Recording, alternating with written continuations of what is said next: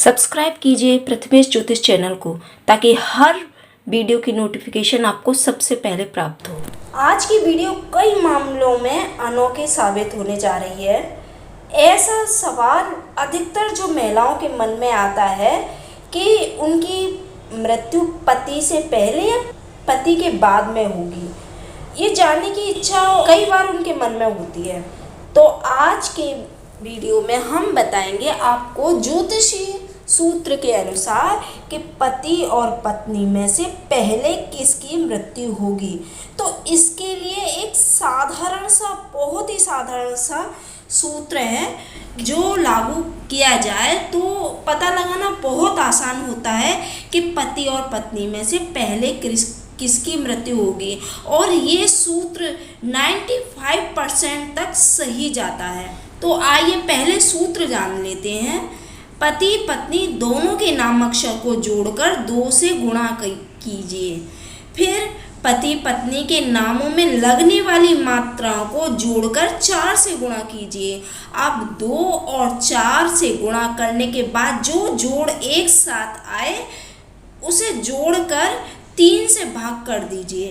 अब भागफल को छोड़ दीजिए और शेषफल पर विचार कीजिए।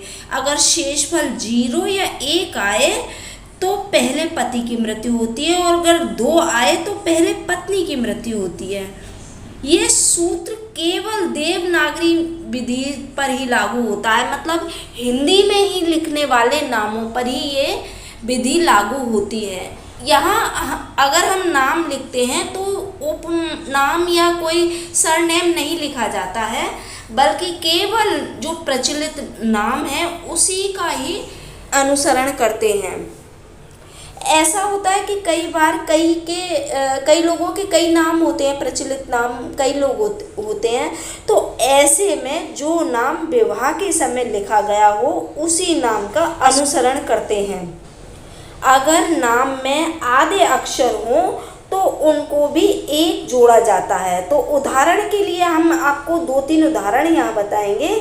पहला उदाहरण है भागवती और गौरी शंकर। यहाँ पत्नी का नाम भागवती और पति का नाम गौरी शंकर है। अगर भागवती को हम देखें तो उसमें कुल 4 अक्षर हैं और गौरी शंकर में 5 अक्षर हैं। तो 4 और 5 मिलाकर कुल 9 अक्षर हुए। अब इसमें हम 2 का गुणा करेंगे तो 18 आएगा। अब मात्राओं को देखें तो मात्रा कुल मिलाकर 5 हुई। जैसे भागवती, तो भ पे आ की मात्रा भा और त पे बड़ी की मात्रा ती, तो 2 ये मात्रा भागवती की हुई।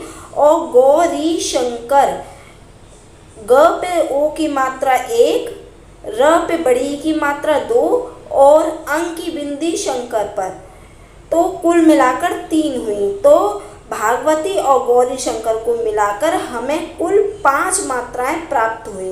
अब इसमें हम 4 का गुणा करेंगे तो आंसर हमारा 20 आएगा। 9 को 2 बार गुणा किया तो 18 और 5 को 4 बार किया तो 20 आया। अब 18 और 20 को जोड़कर हमारे पास 38 आया। इसमें से अगर हम 3 का भाग देंगे तो शेषफल हमारा देगा। तो सूत्र के अनुसार अगर 2 आया है तो पत्नी अर्थात भागवती की मौत पहले होगी। ऐसे ही हम अब दूसरा उदाहरण लेते हैं जहाँ पति का नाम अनिल और पत्नी का नाम अनीता है। अब हम इनके नाम अक्षर को जोड़ें तो दोनों के 3-3 अर्थात 6 हुए। अब इसमें 2 का गुणा करेंगे तो 6 दूनी 12 होगा। मात्राओं को लें तो अनिल में 1 मात्रा और अनीता में 2 मात्रा अर्थात कुल मिलाकर 3 मात्राएं आई। अब इन मात्राओं को हम 4 से गुणा करेंगे तो हमारा 12 आएगा, मतलब अक्षर का भी 12 और मात्राओं का भी 12, दोनों को मिलाया तो 24 आया। अब इसको 3 से भाग देंगे तो 3 अट्ठे 24, हमारा शेषफल 0 आया। तो यहाँ पर अगर 0 आया तो पहले पति की मृत्यु होगी, अर्थात अनिल की मृत्यु पहले होगी। जैसे कि हम बता चुके हैं कि यहाँ केवल देवनागरी लिपि में लिखे गए नामों पर ही ये सूत्र लागू होगा। आदर सूचक शब्दों का प्रयोग ना कीजिए, शब्द सार्थक होने चाहिए। अनेक नाम अगर आपके हैं तो जो नाम विवाह के समय या प्रचलित अधिक हो उसको हम प्रयोग में लाते हैं।